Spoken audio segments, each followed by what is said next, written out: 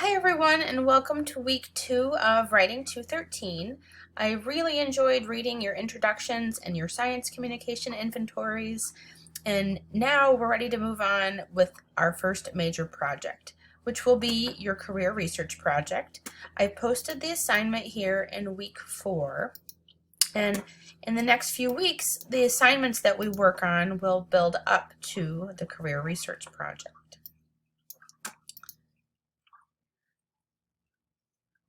So this is about a 1,000 word research report where you're reporting on different aspects of your future career.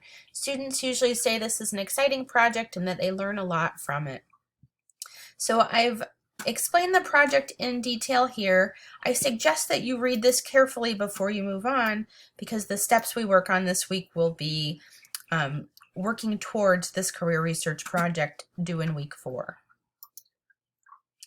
So this week in media, I have you working on APA style issues. So I've directed you to the APA style website here that has some different information that will help you learn how to interact with source material, which is a really important part of working in this class.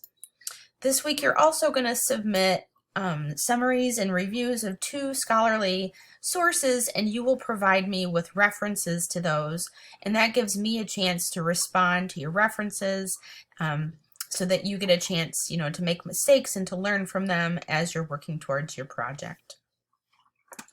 Our first assignment this week, and this is how we'll start all of our major project, is a large group workshop. So I've provided you with instructions for the workshop here. I really want you to focus on noticing what the writer is doing well. It's really easy to point out little corrections that writers should make, and I want you to do that too. But I also want you to really point out what the writer is doing well, and I also want you to point out any questions that come up for you while you're reading it. So you can find the sample paper here that we'll be looking at for our large group workshop. This is written by a former student in this class who's given me permission to use their work as a sample. And so you can see this is the APA style title page, a short abstract, the paper itself, and then also the references. And I'd like you to comment on a few things in this paper.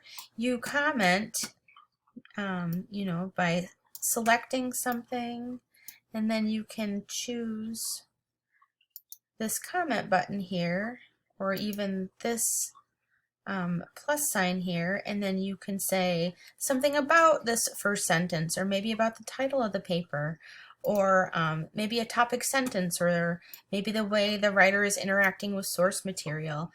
This gives you a chance to see a student paper. It's not perfect, no papers are, but it's a strong paper, and I think it's one you could see not necessarily as a model, but as a piece of student work that was successful.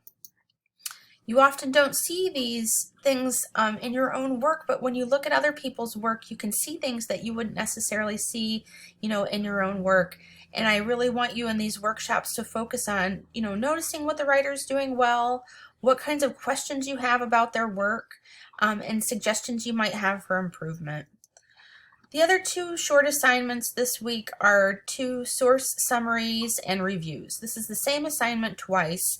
That helps you to direct your own reading and to start getting some work done on that career research project due in week 4.